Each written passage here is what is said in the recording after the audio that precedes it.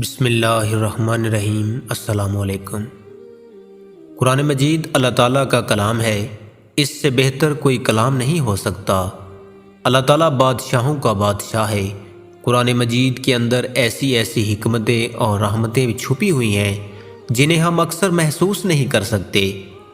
ہم قرآن مجید کو اس طرح نہیں پڑھتے جس طرح پڑھنے کا حق ہے۔ اگر ہم اسی طرح قرآن مجید کو پڑھیں تو اللہ تعالیٰ کی رحمتوں کو اپنی نگاہوں سے دیکھ لیں۔ ایک صحابی کا واقعہ نقل کیا گیا ہے کہ نبی کریم صلی اللہ علیہ وآلہ وسلم کے ایک صحابی تھے۔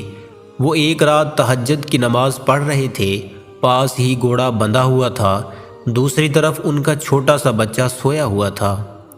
تہجد کی نماز کے اندر انہوں نے قرآن مجید کی لمبی تلاوت شروع کر دی۔ تلاوت کے اندر ایسے مگن ہوئے، ان کو جب تلاوت کی لذت آئی تو دل کرتا قرآن مجید کو اونچی آواز سے پڑھے۔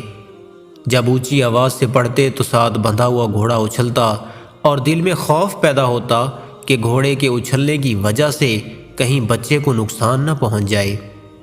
جب اونچا پڑھتے لذت آتی تو خوف کی وجہ سے پھر آہستہ پڑھنے لگ جاتے، تو پھر جب آہستہ پڑھتے تو قرآن مجید کی تلاوت کی ایسی لذت نہ آتی، دوبارہ اونچا پڑھنا شروع کر دیتے۔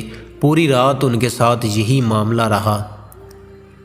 کبھی قرآن مجید کی تلاوت اونچی آواز سے کرتے اور گھوڑے کے اچھلنے کی وجہ سے پھر آہستہ پڑھنا شروع کر دیتے، تو تہجد کی نماز پڑھنے کے بعد جب انہوں نے دعا کے لیے ہاتھ اٹھائے تو آسمان کی طرف دیکھا کہ ستاروں کی طرح روشنیاں جو آسمان کی طرف جا رہی ہیں۔ یہ دیکھ کر بڑے حیران ہوئے کہ یہ کیا معاملہ ہے۔ صبح ہوئی تو آپ صلی اللہ علیہ وآلہ وسلم کی خدمت میں حاضر ہوئے اور آپ کے سامنے یہ سارا واقعہ بیان کیا۔ آپ نے ارشاد فرمایا، وہ اللہ تعالیٰ کے فرشتے تھے جو تمہارا قرآن مجید سننے کے لیے اللہ تعالیٰ کے عرش سے نیچے آئے تھے۔ کاش تم اونچی آواز سے قرآن مجید پڑھتے رہتے۔ مدینے کے لوگ اپنی آنکھوں سے فرشتوں کو دیکھتے۔ صحابہ کرام کا یہ حال تھا کہ جب وہ تلاوت کرتے تو فرشتے بھی ان کی تلاوت سننے کے لیے آتے تھے۔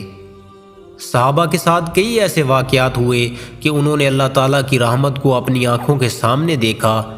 ایک تو وجہ یہ تھی کہ ان کا ایمان ایسا تھا، دوسری وجہ یہ تھی کہ قرآن مجید کو پڑھنے کا حق ادا کرتے تھے۔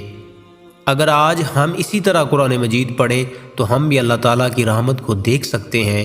اللہ پاک ہمیں عمل کی توفیق عطا فرمائے۔ آمین ثم آمین۔